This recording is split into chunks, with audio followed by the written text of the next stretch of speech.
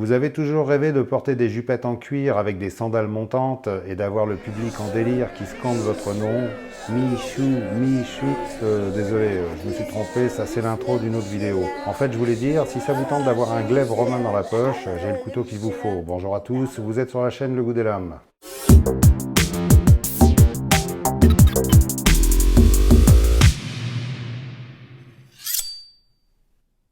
Aujourd'hui, je vous présente une des toutes dernières nouveautés de chez CVV, le Baltahir. Alors, quand je dis une des toutes dernières nouveautés, il faut que je précise que ça va être environ la 474e du mois. Hein. Je rigole. Hein. Allez, ses spécifications. Il fait une longueur fermée de 13 cm, longueur ouverte 23 cm, longueur de lame 10 cm, longueur de tranchant 9 cm 7 en additionnant les deux tranchants.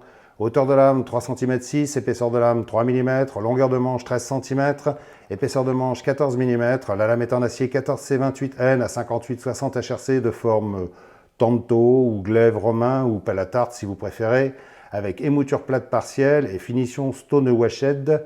L'ouverture se fait par flipper et thumb studs et le verrouillage par liner lock. Et attention les oreilles, c'est parti mon kiki. Bonjour à tous, bienvenue sur... Mon Dieu, qu'est-ce qu'on était bien en vacances. Hein. Parle pour toi. C'est pas toi qui les as gardés cet été. Les roulements sont à billes céramiques. Le clip est réversible en position tip-up. Son poids est de 166 grammes. Et le design de CVV en personne. Quel honneur, hein. Alors, ça vous aura pas échappé que ce couteau a une certaine allure qui rappelle un peu les glaives de l'armée romaine, à la bonne époque où on savait encore se fendre la gueule en s'amusant à décapiter, éventrer et démembrer ses concitoyens. Et il faut reconnaître qu'il a une certaine gueule avec cette lame de forme tanto, avec des angles de tous les côtés. Alors, j'entends déjà les commentaires du style « Ouais, mais ça doit faire un super couteau pour découper le gâteau ». Oui, effectivement, ça peut faire une bonne pelle à tarte ou un bon tartineur d'oreillettes, surtout avec cette pointe à deux angles. Mais bon, heureusement, il a d'autres qualités. Déjà, ses finitions sont très bonnes. Tout est parfaitement assemblé, il n'y a aucun Et genou. stop, vous n'allez pas me la refaire à chaque fois celle-là. Hein. Bah pourquoi? C'est marrant. Ouais, il n'y a que vous qui trouvez ça drôle. Puis comme on dit, les plaisanteries les plus courtes sont les moins longues. Hein. Donc les finitions sont excellentes. Comme d'habitude, je vais répéter mon refrain habituel. Pour ceux qui ne connaissent pas CVV, il doit bien en rester quelques-uns cachés au fond d'une grotte. Hein. Donc tout est parfaitement bien assemblé, bien ajusté. Il n'y a aucun jeu nulle part. La lame est bien centrée. Les vis sont bien noyées dans les plaquettes. Les liners sont bien ajourés pour gagner du poids. Et comme toujours, c'est de l'excellent travail. Les plaquettes en G10 ont une texture un peu râpeuse que j'aime bien, qu'on retrouve sur pas mal de modèles de chez CVV et qui assure un très bon grip. Hein. Il y a 3 traits creusés dans la plaquette pour donner un style Adidas sans doute. À l'arrière du manche, vous remarquerez qu'il n'y a pas de trou pour passer une dragonne. Si on veut en mettre une, il faudra utiliser l'entretoise prévue à cet effet qui se trouve entre les liners. Et je trouve ça très bien parce qu'on commence à voir ce système se généraliser un peu partout et franchement, c'est quand même bien plus esthétique qu'un manche sans trou. Hein. Enfin, ce n'est que mon avis. Hein. Le clip de poche est bien placé, il est bien à l'extrémité de la plaquette et il est assez discret pour un manche de cette taille et il propose un port assez bas, deep carry si vous préférez. Et ce qui va faire plaisir à pas mal de monde, c'est qu'il est réversible. La lame est assez sympa, elle a une forme assez peu conventionnelle, elle est très angulaire de partout. Elle n'est pas super épaisse, elle fait 3 mm dans le haut de l'émouture, mais sur une toute petite partie parce qu'elle est affinée sur tout le dos de lame, et même bien affinée, hein, ça fait presque un contre-tranchant. Ça doit bien rentrer dans la barbaque une lame de cette forme, hein. Surtout que les pointes tanto, ou plutôt je devrais dire American tanto, puisque cette forme a été inventée par Cold Steel dans les années 80, en principe, c'est prévu pour bien pénétrer dans les surfaces assez dures, comme des vêtements ou des armures, ou voilà, ou autre chose, quoi. La vraie forme tanto japonaise ne ressemble pas du tout à ça, mais bon, elle a été pensée pour ça aussi. Hein. Le traitement Stone Washed a un effet gris mat assez sympa qu'on retrouve sur pas mal de de CVV. Vu le nombre de modèles qui sortent chaque mois, on ne peut pas leur reprocher d'optimiser leur production au maximum. Hein. Donc souvent, on retrouve les mêmes éléments sur différents modèles, comme les clips de poche par exemple, comme sur ce Banray que je peux vous recommander parce qu'il est vraiment excellent. Hein. Salut, c'est Kevin, je suis vendeuse chez CarVivi. Vous connaissez la chaîne Le Goût des Lames? C'est la meilleure chaîne de couteaux de YouTube. C'est une chaîne qu'il faut connaître absolument parce qu'il vous demandera jamais d'argent et il est trop sexy en plus. Alors soyez des vraies coquines, abonnez-vous à sa chaîne en scannant le QR code qui s'affiche sur votre écran. Sur la lame, il n'y a aucune inscription, mais alors aucune, hein. C'est carrément agréable. S'il n'y avait pas le logo CVV sur l'axe de lame, on ne saurait pas d'où vient ce couteau. Sur le dos de lame, il y a du jimping, pas trop agressif. Les thumb studs sont relativement bien placés sur la lame. C'est pas idéal, mais ça passe, parce qu'ils traînent pas trop sur le chemin de la coupe de pâté. De toute façon, pour déployer une lame de cette taille confortablement, on ne peut pas les placer trop près de l'axe de pivot. Sinon, on est obligé de forcer comme un malade avec les doigts. Mais sinon, le flipper est là. Oui, on sait que t'es là. Allez, arrête de te frotter contre ma jambe, s'il te plaît. Non, c'est moi. Non, mais sérieux, t'es dégueulasse, toi. Mais Allez, quoi? essuie-moi ça. Oh, ça va, possible, c'est bon. ça. Si on peut plus te Bon, prodiguer de la donc je fiction disais, le maintenant. flipper est là pour les allergiques aux thumb studs. Bonjour à tous, bienvenue Et ils sont sur- nombreux.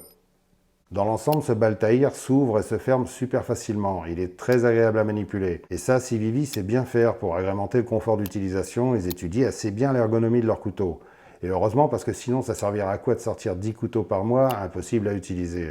Et là, franchement, j'aime bien celui-ci. On l'a bien en main, il est assez plat, mais comme son manche est bien large, on a une prise en main très agréable et super solide. Un couteau de cette forme ferait un excellent pliant tactique s'il y avait une petite sécurité supplémentaire sur le liner lock. Alors, je vais entrer dans un domaine assez particulier. Je ne dis pas que celui-ci n'est pas fiable comme couteau de tactique défense, mais j'ai une confiance très limitée dans les liner lock en général. J'ai déjà eu quelques mauvaises surprises avec des liner lock qui se déverrouillent quand on serre le manche d'une certaine façon. Ça, c'est en général sur les nombreux couteaux qui ont une trop grande découpe dans les plaquettes pour faciliter l'accès au liner lock.